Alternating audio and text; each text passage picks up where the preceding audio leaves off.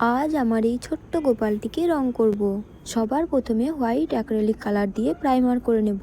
এখানে আমি গোপালের বডি এবং ফেসের জন্য হোয়াইট অ্যান্ড ব্লু মিক্স করে একটি লাইট কালার বানিয়ে অ্যাপ্লাই করছি। তোমরা এখানে যে যে কালার অ্যাপ্লাই করতে দেখছো সবই ক্যামেলের অ্যাক্রিলিক কালার।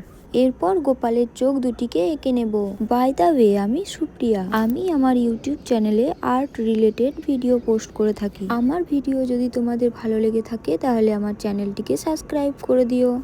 এখানে আমি যখন গোপালকে বানিয়েছিলাম তখন হাতে একটা মাখনের বাটি বানিয়েছিলাম। বাটিটা দেওয়ার পর মনে হলো ভালো লাগছে না, তাই গোপালের হাতে মাখন ধরিয়ে দিয়েছি। মাখন বানানোর জন্য আমি এখানে তুলোর ব্যবহার করেছি। তোমরা যারা এই ছোট্ট গোপালটিকে বানানোর ভিডিও এখনো দেখোনি, নিচে দেওয়া লিঙ্কে ক্লিক করে দেখে নিতে পারো।